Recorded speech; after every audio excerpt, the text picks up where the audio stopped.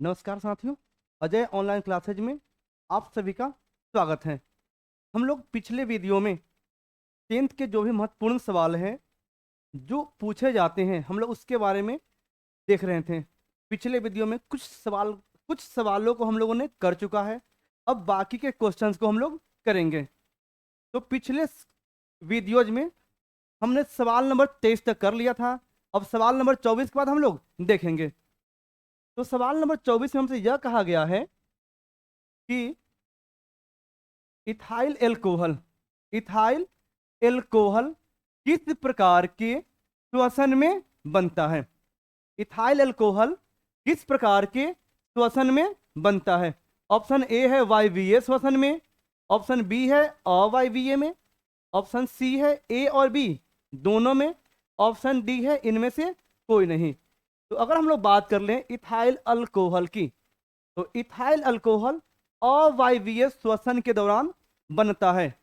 अवायवीय श्वसन के दौरान बनता है। श्वसन की प्रक्रिया के दौरान होता क्या क्या है हम लोग उसके बारे में पहले अध्ययन करते हैं। तो सबसे पहले जो ग्लूकोज होता है, जो ग्लूकोज होता है उसका कोशिका द्रव्य में, उसका कोशिका द्रव्य में विखंडन होता है और एक ग्लूकोज से दो पायरुविक अम्ल का निर्माण होता है। अब यह जो दो पायरुविक अम्ल है, इसके पास ये जो दो पायरुविक अम्ल है यहां से इसके पास 3 प्रकार की रिएक्शन होने की संभावना होती है। एक, जब इसको पर्याप्त मात्रा में ऑक्सीजन की सप्लाई होगी तब क्या होगा।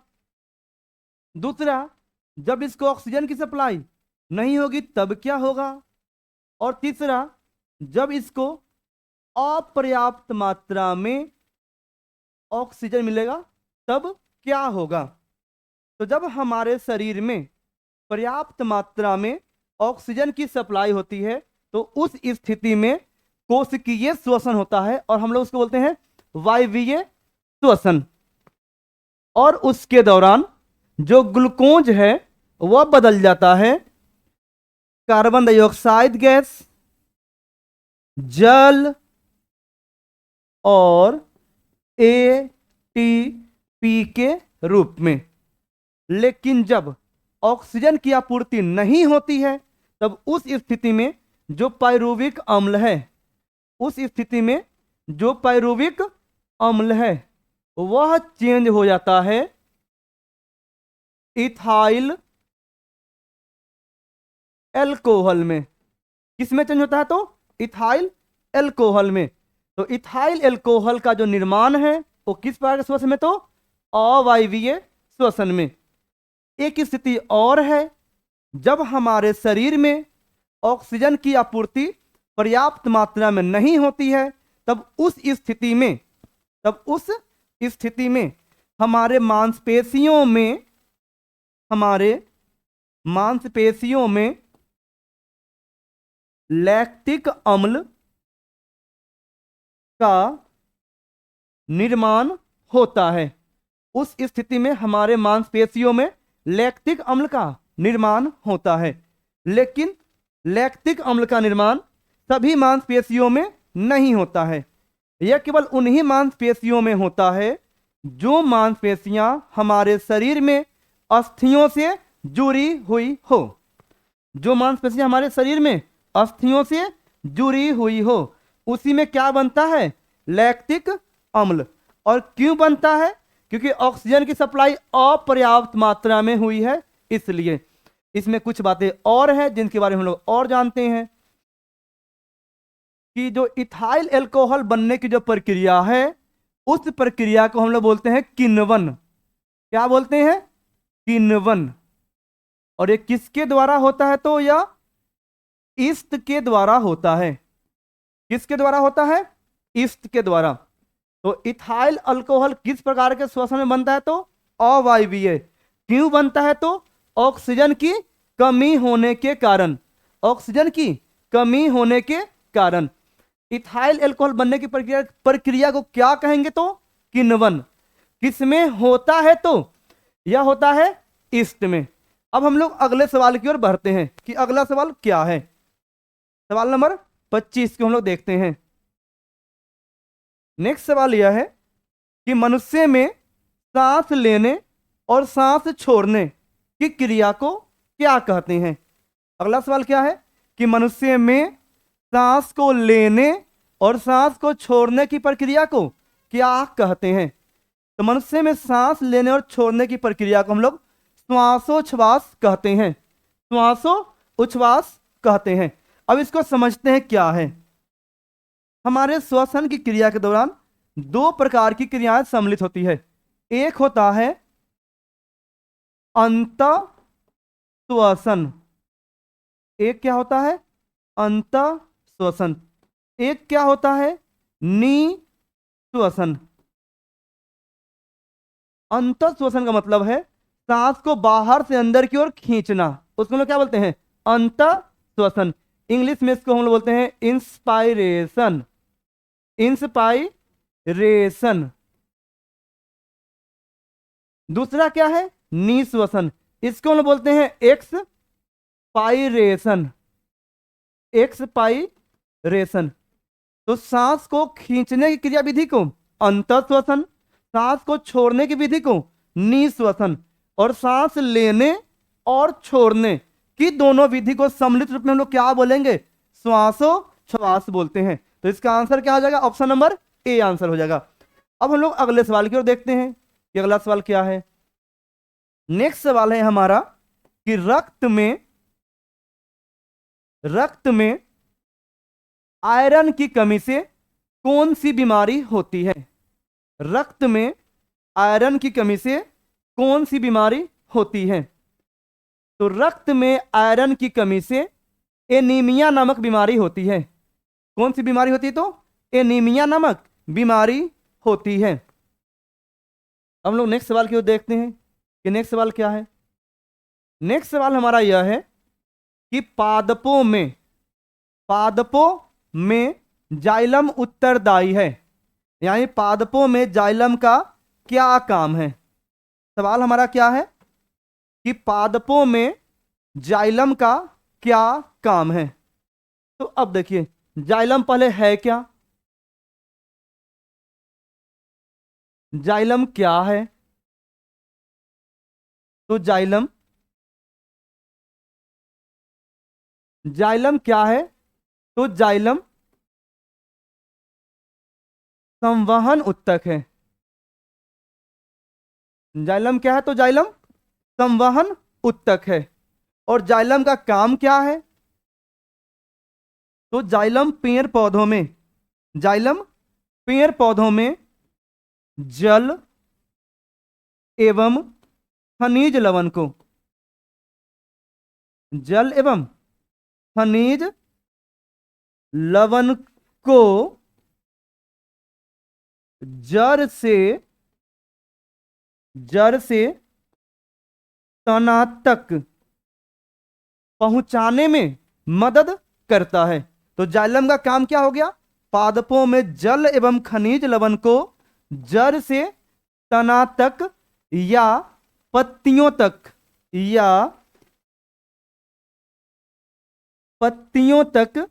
पहुंचाने का काम किसका होता है? जाइलम का।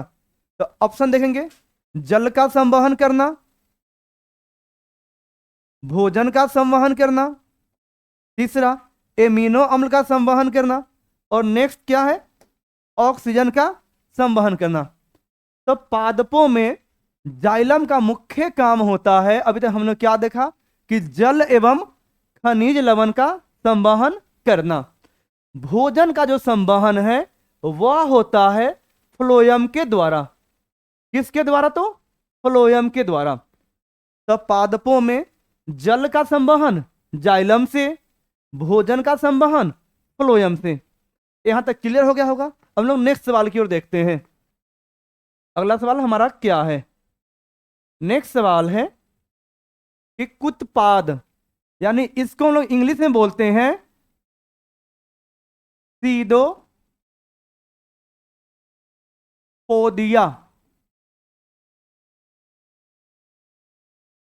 किस में पाया जाता है? किस में पाया जाता है? पैरामीशियम में, यूग्लिना में, अमीबा में, इनमें से कोई नहीं। तो जो सीडोपोडिया है वो किस में होता है? अमीबा में। अब ये है क्या, हम लोग इसके बारे में बात कर ले कि यह है क्या। जैसे हम लोग के शरीर में गमनशील अंग के रूप में, यानी एक स्थान से दूसरे स्थान जाने के लिए एक विशेष प्रकार का अंग होता है। जैसे हमारे पास पैर है, पैर की साथ हम लोग एक जगह से दूसरे जगह जाते हैं।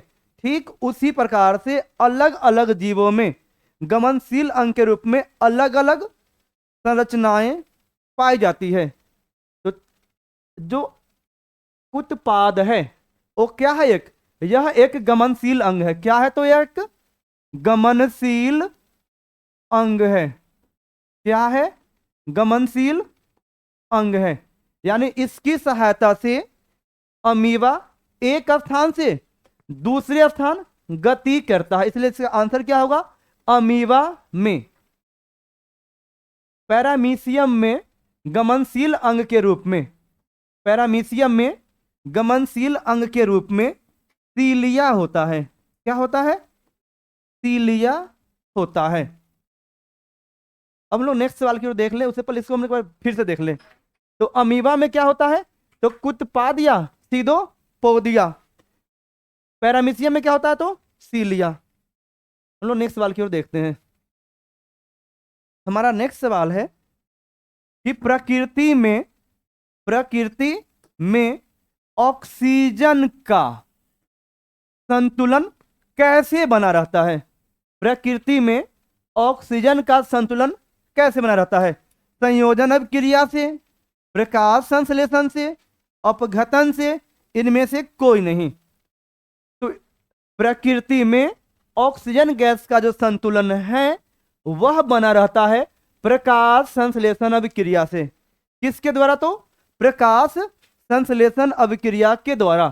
क्योंकि प्रकाश संश्लेषण के दौरान पेड़ पौधे ऑक्सीजन गैस को वायुमंडल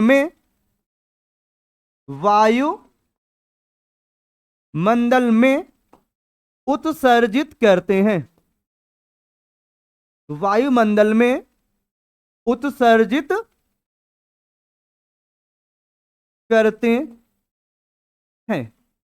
तो प्रकृति में ऑक्सीजन गैस का जो संतुलन है प्रकाश संश्लेषण के द्वारा बना रहता है। अब हम लोग नेक्स्ट सवाल की ओर देखते हैं कि हमारा अगला सवाल क्या है। हमारा अगला सवाल है स्टोमाटा, यानी इसको हिंदी में बोलते हैं रंध्र। हिंदी में इसको क्या बोलते हैं? रंध्र।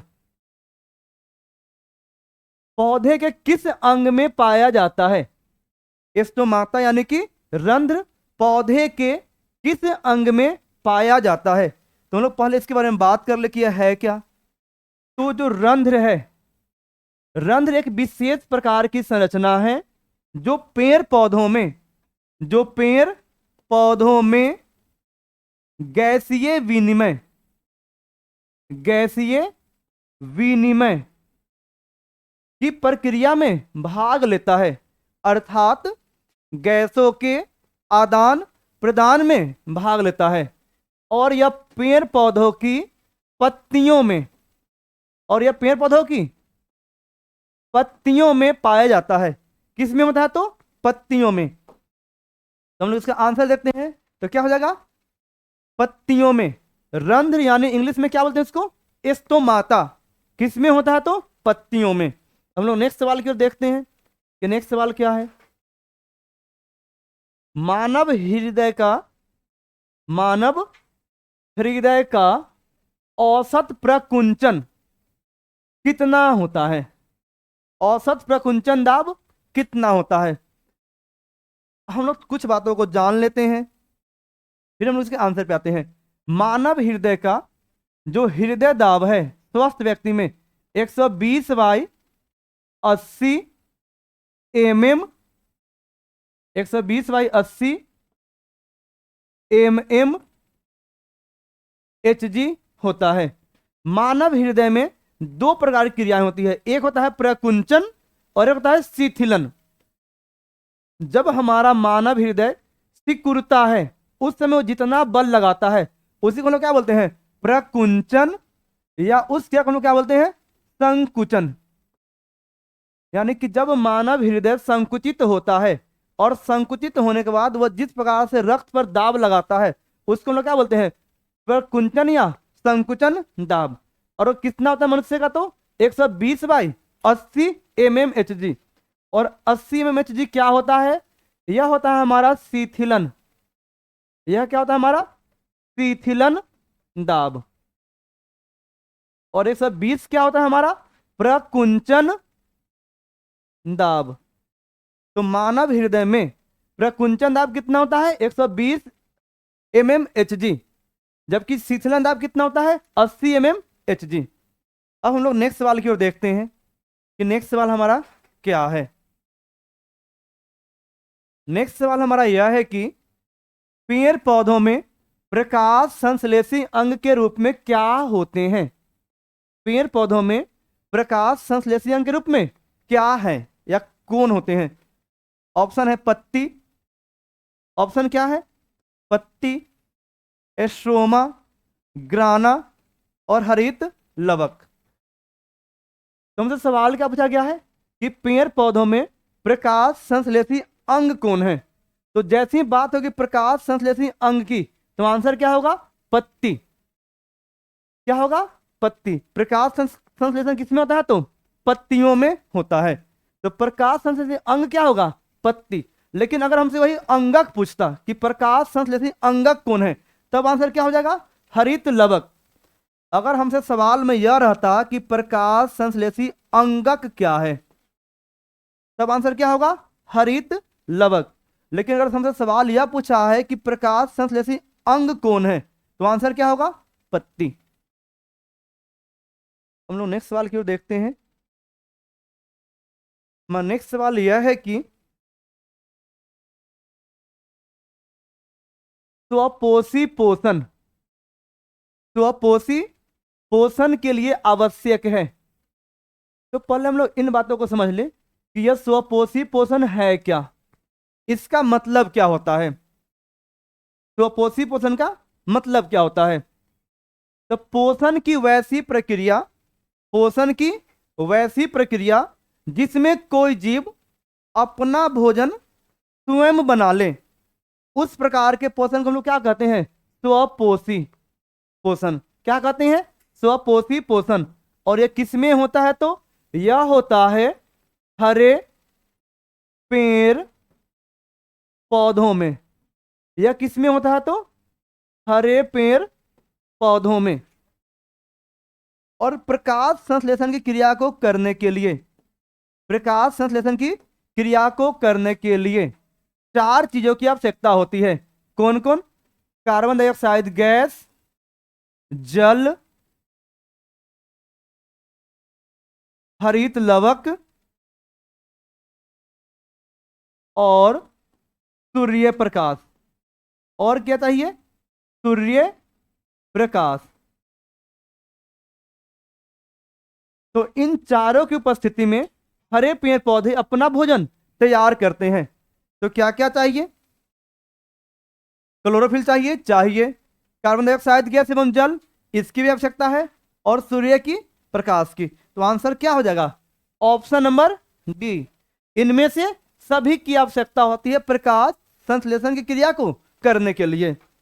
हम लोग नेक्स्ट सवाल की ओर देखते हैं। नेक्स्ट सवाल यह है कि पाइरुवेट के विखंडन से, पाइरुवेट के विखंडन से, पाइरुवेट के विखंडन से कार्बन डाइऑक्साइड जल तथा ऊर्जा देता है। और यह किस प्रकार की क्रिया है, और यह क्रिया होती है, और यह क्रिया होती है। तो पाइरुवेट के विखंडन से, पाइरुवेट के विखंडन से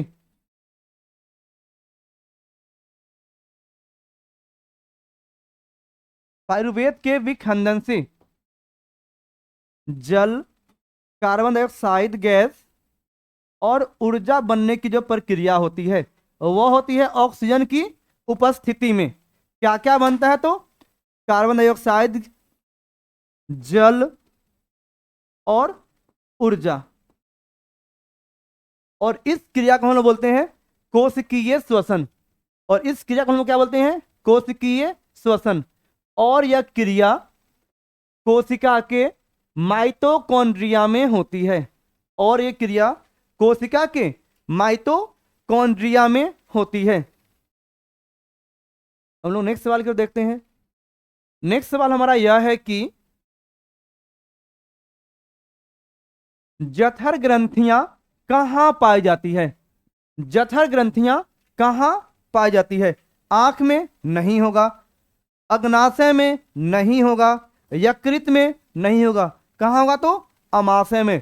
जठर ग्रंथियां कहाँ पाई जाती है? तो अमाशय में। अब यह होता क्या है, हम लोग इसके बारे में थोड़ी सी बात कर लें। अमाशय की दीवार पर, अमाशय की दीवार पर उसकी जो म्यूकोसा परत होती है, उसकी जो म्यूकोसा परत होती है, उस परत में स्तंभाकार उपकला उत्तक, उस परत में स्तंभाकार उपकला उत्तक विशेष प्रकार की ग्रंथिल संरचना का निर्माण करती है, जिसे हम लोग क्या कहते हैं? जिसे हम लोग जठर ग्रंथि कहते हैं। और ये कहाँ होता है? तो अमाशय में। हम लोग नेक्स्ट सवाल की ओर देखते हैं। हमारा अगला सवाल है कि खुला परिसंचरण तंत्र, खुला परिसंचरण तंत्र किस में पाया जाता है? मनुष्य में, कॉकरोच में, घोंघा में, कैमल में। खुला परिसंचरण तंत्र। पहले हम लोग इसका मतलब समझते हैं कि इसका मतलब है क्या। जो यहाँ पे शब्द आया है खुला परिसंचरण तंत्र, इसका क्या मतलब है? खुला परिसंचरण शब्द का मतलब क्या है? तो इसके बारे में लोग थोड़ा समझते हैं। पहला शब्द है परिसंचरण, परिसंचरण तंत्र। यह है क्या? जीवों के शरीर में रक्त को एक स्थान से दूसरे स्थान जाने के लिए जो अंग एवं अंग तंत्र भाग लेते हैं, सब मिलकर क्या बनाते हैं? परिसंचरण तंत्र। और ये दो प्रकार के होते हैं। कितने प्रकार के होते हैं? दो। एक होता है खुला परिसंचरण तंत्र और एक होता है बंद परिसंचरण तंत्र। जो खुला परिसंचरण तंत्र है और बंद परिसंचरण तंत्र, इसमें क्या अंतर है? वैसा परिसंचरण तंत्र जिसमें रक्त का प्रवाह विशेष प्रकार की नलिकाओं से नहीं होता है, उसको हम लोग क्या बोलते हैं? खुला परिसंचरण तंत्र। लेकिन जिसमें रक्त के परिसंचरण के लिए विशेष प्रकार की नलिकाएं होती है और उसके द्वारा रक्त शरीर के अलग अलग हिस्सों में पहुंचता है, उसको क्या बोलते हैं? बंद परिसंचरण तंत्र। जैसे हमारे शरीर में जो रक्त वाहिनियां हैं, जो क्या है? रक्त वाहिनियां हैं, वो कैसे काम करती है? एक परिसंचरण ट्यूब की तरह, और उसी के द्वारा रक्त शरीर के अलग अलग हिस्सों में पहुंचता है। तो हमसे पूछा गया कि खुला किसमें होता है? तो जो खुला परिसंचरण तंत्र है वो निम्न वर्गीय जीवों में होता है, जैसे कॉकरोच, जैसे कॉकरोच। तो इसका आंसर क्या हो जाएगा? कॉकरोच में। मनुष्य में बंद परिसंचरण होता है, घोड़ा में बंद परिसंचरण होता है, कैमल यानी कि ऊंट में भी बंद परिसंचरण होता है। तो इस प्रकार इस सवाल का आंसर क्या होगा? कॉकरोच। अब हम लोग नेक्स्ट सवाल की ओर देखते हैं कि नेक्स्ट सवाल हमारा क्या है। नेक्स्ट सवाल हमारा यह है कि पौधों में पाए जाने वाले गाढ़ा एवं दूधिया उत्सर्जित तरल पदार्थ को क्या कहते हैं? कि जो पेड़ पौधों में जो गाढ़े रंग का दूधिया पदार्थ होता है उसे क्या कहते हैं? उसे लैटेक्स कहते हैं। उसे क्या कहते हैं? लैटेक्स कहते हैं। नेक्स्ट नेक्स्ट सवाल हमारा यह है कि यूरिया रक्त में कहां से प्रवेश करता है? सवाल हमारा क्या है कि यूरिया रक्त में कहां से प्रवेश करता है। तो इसके लिए हमें यह जानना होगा कि यूरिया बनता कहाँ है। यूरिया बनता कहाँ है? तो हमारे शरीर में उपापचयन क्रिया के दौरान जो प्रोटीन है या नाइट्रोजनी यौगिक है या नाइट्रोजनी यौगिक है, वह चेंज होता है उपापचयन के दौरान अमोनिया में। किसमें चेंज होता है? अमोनिया में। लेकिन उस अमोनिया को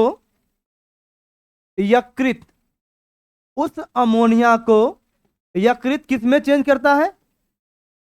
यूरिया में। तो यूरिया का निर्माण हुआ कहाँ है? यकृत में। इसीलिए जो यूरिया है रक्त में यकृत से प्रवेश करेगा। कहां से प्रवेश करेगा? यकृत से। कारण क्या है? क्योंकि हमारे समय क्या बनता है? पहले अमोनिया। उस अमोनिया को यूरिया के रूप में चेंज करता कौन है? यकृत। तो यही कारण है कि रक्त में यूरिया का जो प्रवेश है वो कहां से शुरू होगा? यकृत से। यानी रक्त में यूरिया का प्रवेश किससे शुरू होगा? तो यकृत से।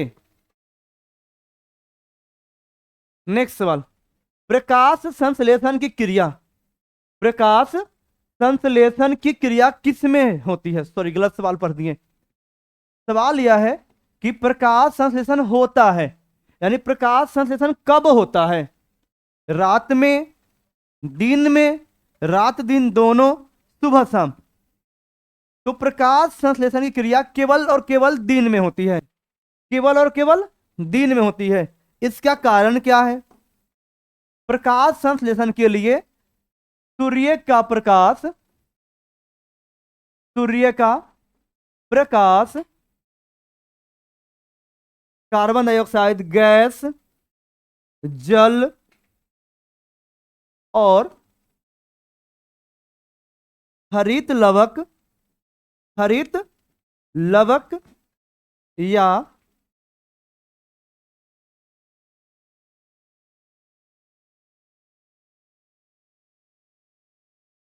हरित लवक या पर्णहरित,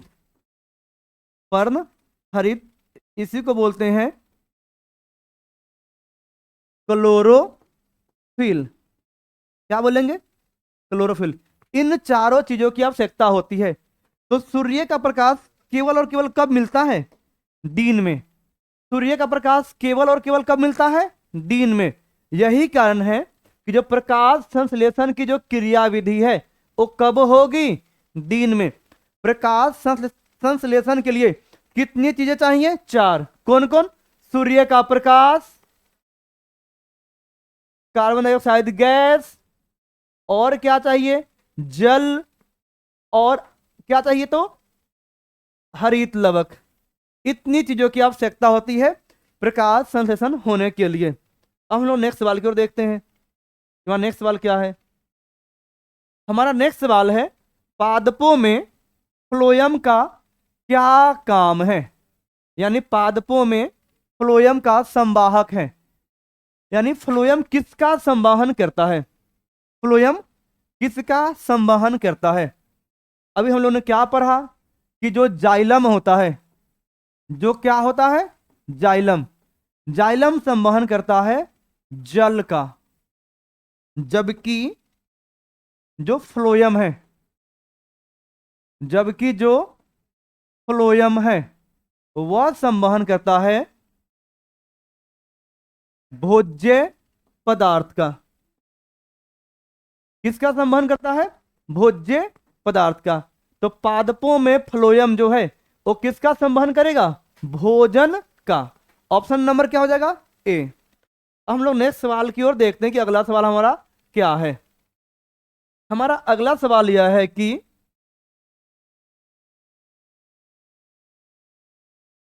प्रकाश संश्लेषण की क्रिया में जो ऑक्सीजन गैस बाहर निकलती है वो कहां से आता है? क्योंकि हम लोगों ने अभी तक इतनी बार पढ़ चुका है कि प्रकाश संश्लेषण में प्रकाश संश्लेषण के लिए 4 चीजों की आवश्यकता है। क्या क्या? कार्बन डाइऑक्साइड, जल, सूर्य का प्रकाश, सूर्य का प्रकाश और हरित लवक।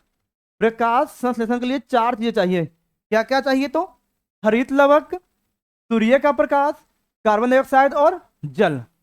हमसे पूछा यह गया है कि जो ऑक्सीजन गैस जो बाहर निकलती है प्रकाश संश्लेषण के दौरान, वो कहां से आता है? वह कहां से आता है? तो हम लोग इसके बारे में थोड़ा देखते हैं।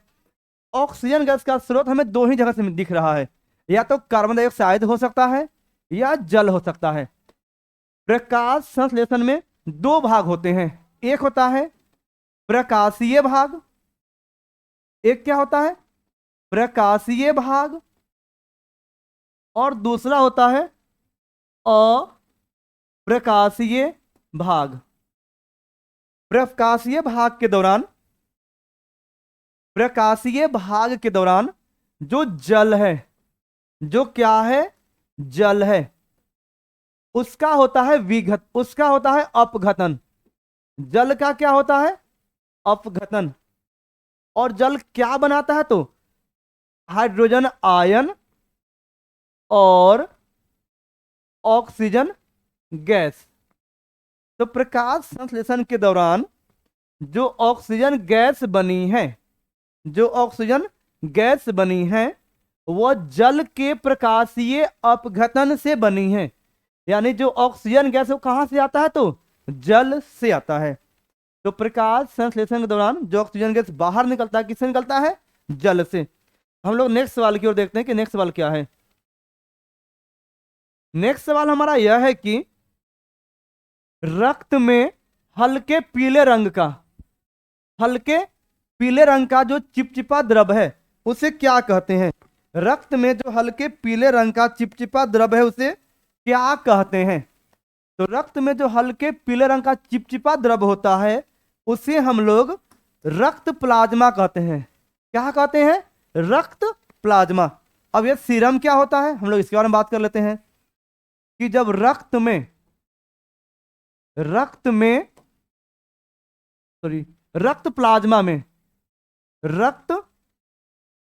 प्लाज्मा में से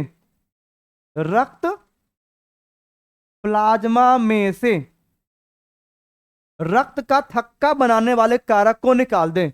रक्त प्लाज्मा में से रक्त का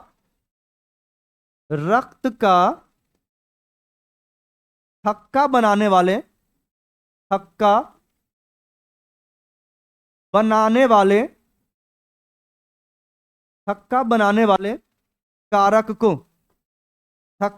वाले कारक को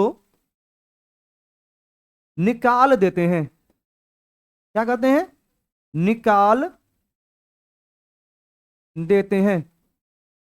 तब क्या बनता है? सीरम। तो हमसे सवाल में क्या कहा गया कि रक्त में जो पीले रंग का जो पदार्थ है उसे हम क्या बोलेंगे?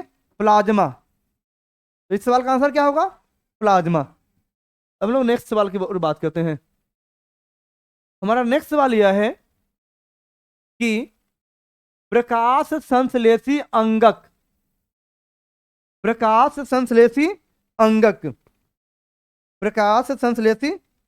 है।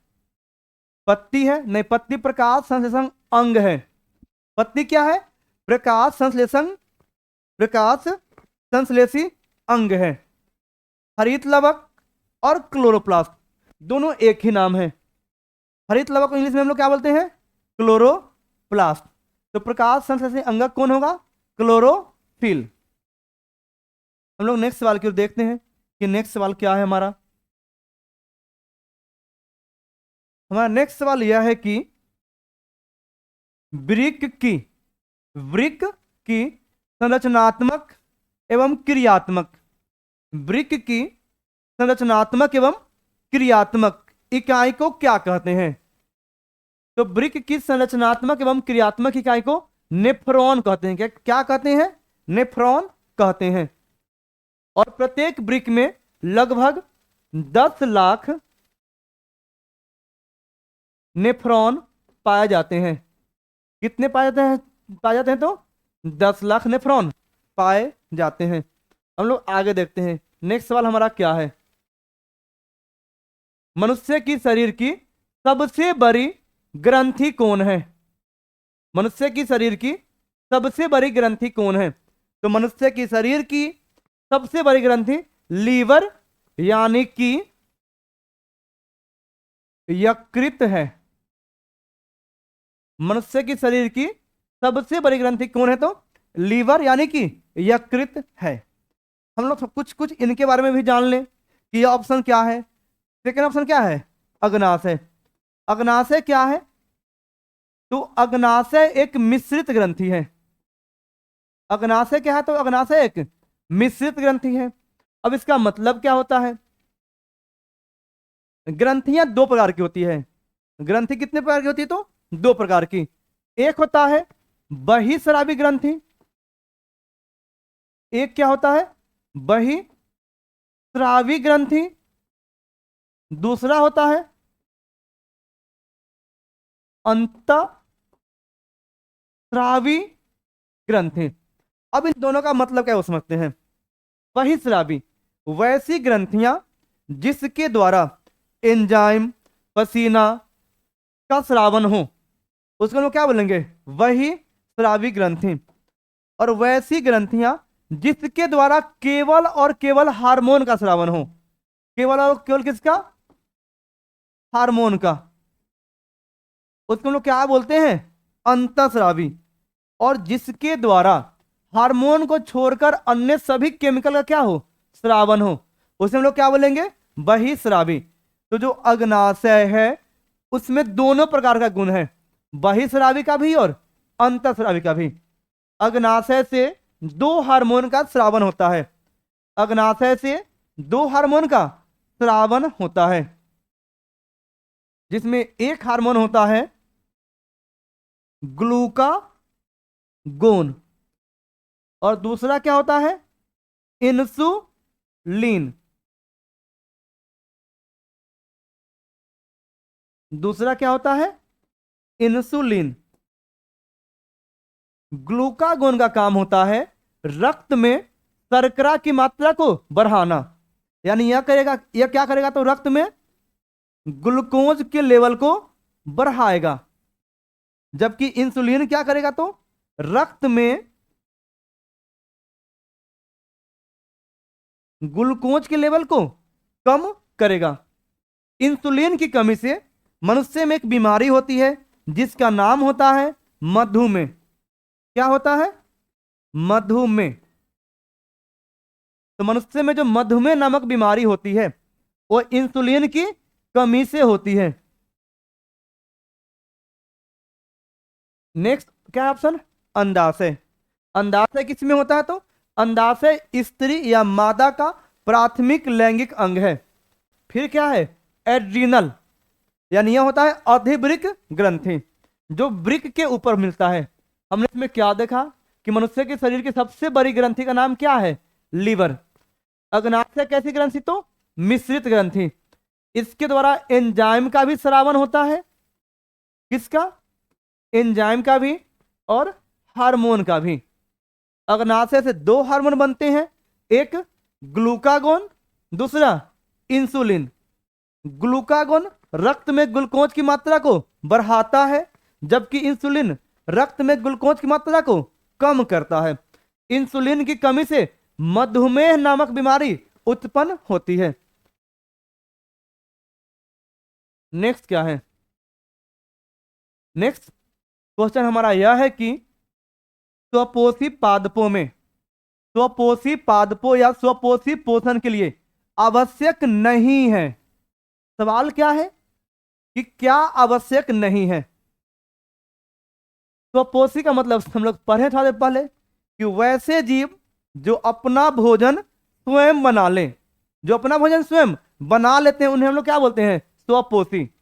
और स्वपोषी जितने भी जीव होते हैं वह अपना भोजन बनाते हैं एक प्रक्रिया के द्वारा, जिसको हम लोग बोलते हैं प्रकाश संश्लेषण। जिसको हम लोग क्या बोलते हैं? प्रकाश संश्लेषण। और प्रकाश संश्लेषण की क्रिया को करने के लिए 4 चीजों की आवश्यकता होती है। कितने चीजों की? 4। कौन कौन है वो चीज? पहला है कार्बन डाइऑक्साइड, दूसरा है जल, तीसरा है सूर्य का प्रकाश, सूर्य का प्रकाश, और फोर्थ है हमारा हरित लवक यानी कि पर्ण हरित।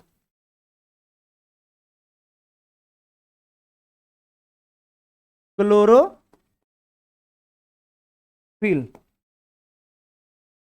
यानी कि पेड़ पौधे को प्रकाश संश्लेषण की क्रिया को करने के लिए इन 4 चीजों की आवश्यकता होती है। कौन कौन? कार्बन डाइऑक्साइड गैस, जल, सूर्य का प्रकाश और हरित लवक। तो हमसे पूछा क्या गया है कि इसमें से कौन नहीं चाहिए? Oxygen gas, chlorophyll. क्लोरोफिल हमें चाहिए तो ये तो ऑप्शन नहीं होगा। सूर्य का प्रकाश, इसकी भी आवश्यकता है। नेक्स्ट क्या है? जल। जल भी चाहिए। तो हमें क्या नहीं चाहिए? तो प्रकाश संश्लेषण करने के लिए ऑक्सीजन गैस की आवश्यकता नहीं होती है। ऑक्सीजन गैस प्रकाश संश्लेषण के बाद उत्सर्जित होता है। अब हम लोग अगले सवाल की ओर देखते हैं। अगला सवाल क्या है?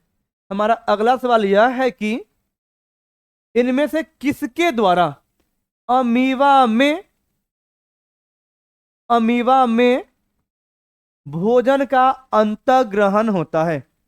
अमीबा में भोजन का अंतर्ग्रहण होता है। तो अमीबा में भोजन का अंतर्ग्रहण कुत्पाद के द्वारा होता है। किसके द्वारा होता है? तो कुत्पाद के द्वारा होता है। नेक्स्ट सवाल को हम लोग देखते हैं। नेक्स्ट सवाल हमारा यह है कि पौधों में श्वसन की क्रिया के दौरान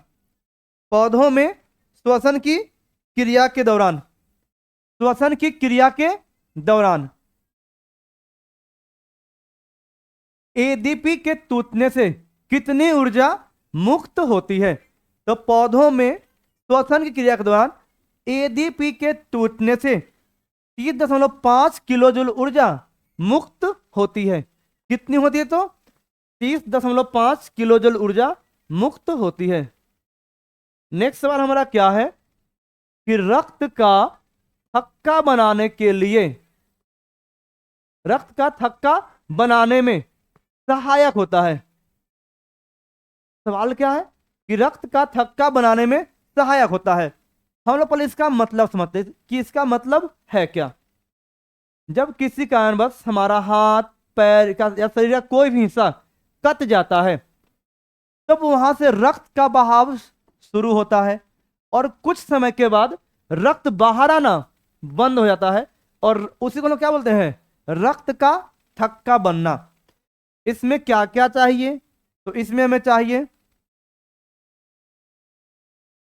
फाइब्रिनोजेन,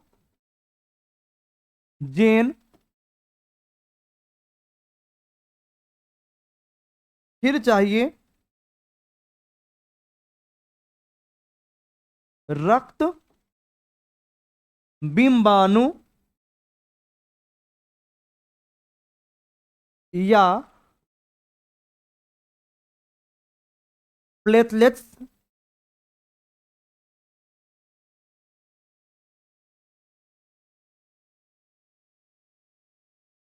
रक्त बिंबाणु या प्लेटलेट्स,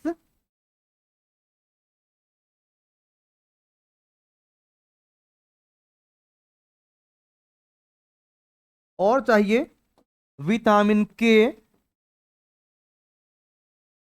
तो हमसे ऑप्शन क्या पूछा गया है कि रक्त का थक्का बनाने में सहायक होता है। तो रक्त का थक्का बनाने में आरबीसी सहायता नहीं करता है, डब्ल्यूबीसी सहायता नहीं करता है। क्या चाहिए? तो रक्त बिंबाणु चाहिए। लाल रक्त कोशिका को बोलते हैं RBC। श्वेत रक्त कोशिका को बोलते हैं WBC।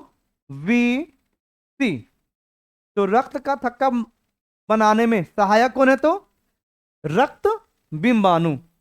अब हम लोग नेक्स्ट सवाल की ओर देखते हैं कि अगला सवाल हमारा क्या है। अगला सवाल हमारा यह है कि पाचन की प्रक्रिया पूर्ण होती है, मतलब कि पाचन की प्रक्रिया कहाँ समाप्त हो जाती है। सवाल हमारा क्या है कि पाचन की प्रक्रिया समाप्त कहाँ होती है? अग्नाशय में? नहीं। अग्नाशय क्या है? अग्नाशय एक ग्रंथि है जो भोजन को पचाने के लिए एंजाइम का स्रावन करता है। ऑप्शन बी, बड़ी आंत में? नहीं, बड़ी आंत में भोजन का पाचन नहीं होता है। पाचन की जो प्रक्रिया है वह समाप्त होती है छोटी आंत में। कहाँ होती है? तो छोटी आंत में। और छोटी आंत के मुख्यतः कहाँ? तो ग्रहणी तक। मुख्यतः कहाँ? ग्रहणी तक जाते जाते भोजन लगभग ग्रहणी में भोजन लगभग पूर्ण रूप से पाचन हो जाता है और इसके बाद भोजन का अवशोषण होता है। ग्रास नली यानी कि भोजन नली, इसमें भोजन का पाचन नहीं होता है। तो भोजन की पाचन की जो प्रक्रिया है वह छोटी आंत में पूर्ण हो जाती है। हम लोग अगले सवाल की ओर देखते हैं। अगला सवाल क्या है? अगला सवाल हमारा यह है कि छोटी आंत की दीवार में, छोटी आंत की दीवार में पाई जाने वाली ग्रंथियों के स्राव को क्या कहते हैं? यानी कि छोटी आंत की ग्रंथियों से जो एंजाइम का स्रावन होता है उसे क्या कहते हैं? आंतरस कहते हैं, सकस एंटेरिकस कहते हैं, जठर रस कहते हैं। ए और बी दोनों। जठर रस का स्रावन होता है अमाशय में। कहाँ होता है? अमाशय में। तो आंतरस को ही क्या कहते हैं? सकस एंटेरिकस। तो इसका आंसर क्या हो जाएगा? इस सवाल का आंसर हो जाएगा ए और बी दोनों। क्या हो जाएगा? तो ए और बी दोनों, यानी ऑप्शन नंबर डी। छोटी आंत की दीवार पर जो ग्रंथियां पाई जाती है, जो ग्रंथियां पाई जाती है उसके स्रावन को हम लोग क्या कहते हैं? आंतरस या सकस एंटेरिकस। ऑप्शन नंबर क्या हो जाएगा? डी इसका सही आंसर होगा। नेक्स्ट सवाल। नेक्स्ट सवाल हमारा यह है कि एक वयस्क मनुष्य में, एक वयस्क मनुष्य में दांतों की संख्या कितनी होती है? एक वयस्क मनुष्य में दांतों की संख्या कितनी होती है? 28 होता है, 30 होता है, 32 होता है या 34 होता है? तो वयस्क मनुष्य में दांतों की कुल संख्या 32 होता है। कितना होता है? 32। थोड़ा सा इसके बारे में और कुछ समझते हैं। मनुष्य में दांत 2 बार आते हैं। कितने बार आते हैं? 2 बार। एक बार आता है अस्थाई दांत। एक बार क्या आता है? अस्थाई दांत। दूसरी जो बार जो आता है वो क्या होता है? अस्थाई दांत। अस्थाई दांत को ही दूध के दांत, दूध के दांत भी कहते हैं। और जो अस्थाई दांत या जो दूध के दांत होते हैं वो जीवन की शुरुआती अवस्था में आते हैं। कब आते हैं? जीवन की शुरुआती अवस्था में। और इसकी कुल जो संख्या होती है वह होती है 20। कितनी होती है? 20। तो हमसे क्या शुरुआती पूछा है? नहीं पूछा है। अगर शुरुआती पूछा तो आंसर क्या होगा? 20। क्या पूछा है? वयस्क मनुष्य में। तो वयस्क मनुष्य में कितने होते हैं? 32। और दूध के दांतों की संख्या कितनी है? 30। यहां पे कुछ चीजें और बनती है सवाल। एक होता है दंत सूत्र। क्या होता है? दंत सूत्र। वयस्क मनुष्य का जो दंत सूत्र है वह 21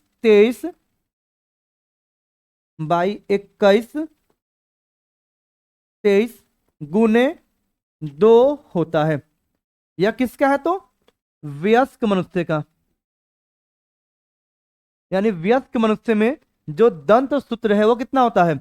21 गुने 2। जबकि बच्चों में यानी जो दूध के दांत होते हैं उसका दंत सूत्र होता है 2102 बत्ते में 2102 गुने 2। सबको ये याद रखना है कि दूध के दांतों की कुल संख्या कितनी होती है? तो 20। कितनी होती है? 20। जबकि वयस्क मनुष्य में कितने दांत होते हैं? तो 32। कितने होते हैं? 32। वयस्क मनुष्य का दंत सूत्र क्या होता है? तो 2102 बत्ते में, सॉरी थोड़ा सा बंद कीजिए तो ये पियेंगे। अच्छा यहाँ काटना भी है पीछे का। हम लोग अभी क्या देख रहे थे कि वयस्क मनुष्य में कितने दांत होते हैं?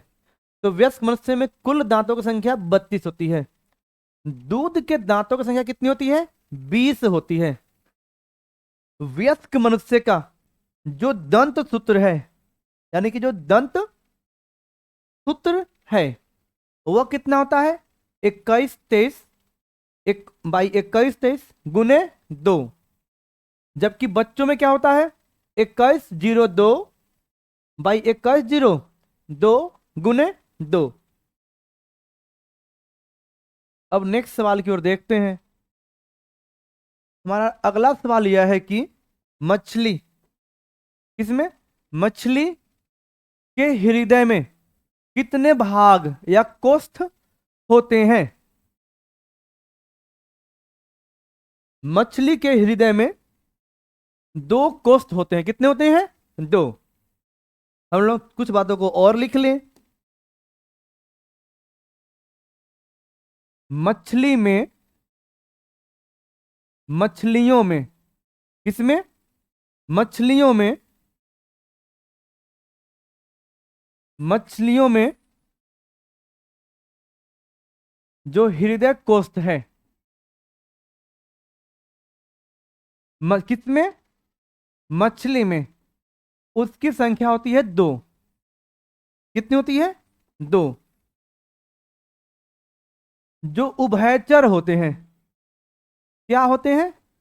उभयचर, उसमें सामान्यतः कितनी? 3 कोष्ठक। कितने? 3 कोष्ठ। लेकिन किसको छोड़ के? मगरमच्छ को छोड़कर। मगरमच्छ में कितने होते हैं? 4। यह क्या है? एक्सेप्शन है। जितने भी उभयचर हैं या सरीसृप हैं सबके हृदय में कितने कोष्ठ? 3। लेकिन मगरमच्छ में कितने? 4। मनुष्य में कितने? 4। मनुष्य एवं जितने भी बड़े वर्ग के जीव हैं यानी जितने भी कैसे जीव हैं? स्तनधारी हैं, पक्षी है, सब में कितनी होती है हृदय के कोष्ठ की संख्या? 4। तो क्या बोले? मछलियों में कितनी? 2। मछलियों में कितनी? 2। उभयचर में कितना? 3। लेकिन मगरमच्छ में कितना? 4। मनुष्य, स्तनधारी, पक्षी, उसमें हृदय में कितने कोष्ठक? तो 4। तो हमें से सवाल में पूछा क्या गया कि मछली में कितनी? तो मछली में कितनी होती है? 2। अब हम लोग अगले सवाल की ओर आते हैं। हमारा अगला सवाल क्या है कि स्वाद कलिका पाई जाती है, यानी कि जो स्वाद कलिका है वो कहां पाई जाती है? अग्नाशय की ऊपरी सतह पर? नहीं। जीभ की ऊपरी सतह पर? हाँ। जो स्वाद कलिकाएं हैं वह जीभ की ऊपरी सतह पर पाई जाती है। अब ये स्वाद कलिका है क्या? तो हमारे जीभ के ऊपर में जो लाल लाल करके जो छोटे छोटे दाने होते हैं वही क्या है, वही स्वाद कलिका है। वही क्या है, स्वाद कलिका है। तो स्वाद कलिका कहां पाई जाएगी, तो जीभ के ऊपरी सतह पर। तो इसका आंसर क्या हो जाएगा, ऑप्शन नंबर बी। अगला सवाल क्या है, अगला सवाल हमारा यह है कि अमाशय, अमाशय के अग्रभाग को कहते हैं, अमाशय के अग्रभाग को कहते हैं। तो जो हमारा अमाशय है, अमाशय के अग्रभाग को हम लोग कहते हैं कादियक। क्या कहते हैं, कादियक। यानी अमाशय के अग्रभाग को क्या कहते हैं हम लोग, कादियक। अमाशय का जो सबसे नीचे वाला भाग है इसको हम लोग बोलते हैं पाइलोरिक।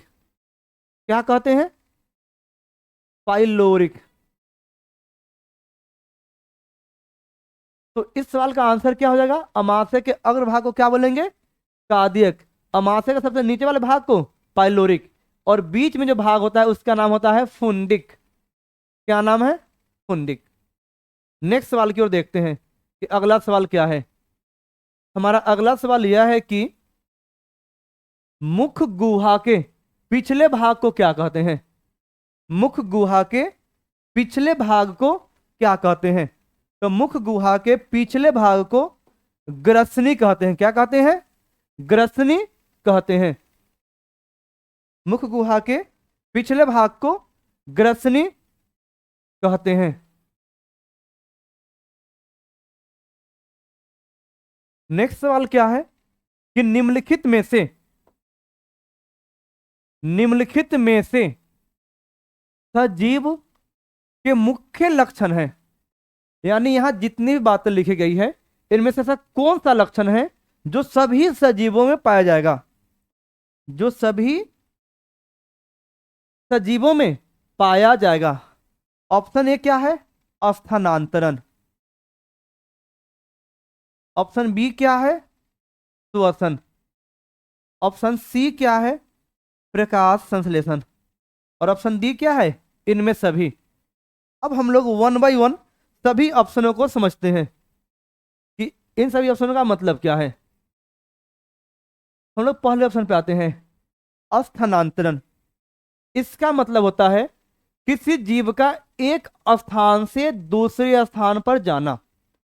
इसका मतलब क्या है, किसी जीव का एक स्थान से दूसरे स्थान पर जाना। क्या यह सभी जीवों में होता है, बिल्कुल भी नहीं होता है। पादप हमेशा एक ही जगह पे पाए जाते हैं। हम लोग जहां पर नए पेड़ पौधे लगाते हैं और वो ग्रो करता है वो जन्म से लेकर मृत्यु तक वही रहता है। तो सभी सजीव में स्थानांतरण की क्रिया नहीं होती है। फिर हम लोग बात करते हैं प्रकाश संश्लेषण की। प्रकाश संश्लेषण केवल और केवल किसमें होता है, स्वपोषी जीवों में, अर्थात पेड़ पौधों में। जीव जंतुओं में नहीं होता है, तो यह सभी सजीव का गुण नहीं है। अब हम लोग बात करते हैं श्वसन के बारे में।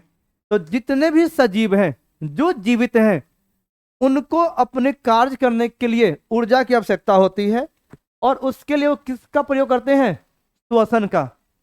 तो सभी सजीवों में श्वसन की क्रिया कंपल्सरी यानी अनिवार्य रूप से होता है।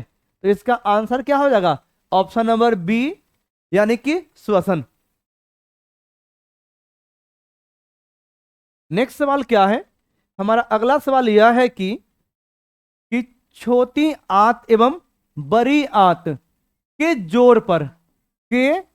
जोर पर पाए जाने वाली एक नलीनुमा रचना को क्या कहते हैं। एक नली नुमा रचना को क्या कहते हैं। तो छोटी आंत और बड़ी आंत के जोर पर जो नली नुमा रचना पाई जाती है उसको हम लोग बोलते हैं सीकम। क्या कहते हैं, सीकम।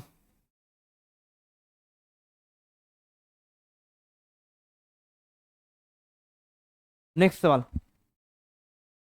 हम लोग नेक्स्ट सवाल की ओर देखते हैं कि नेक्स्ट सवाल हमारा क्या है।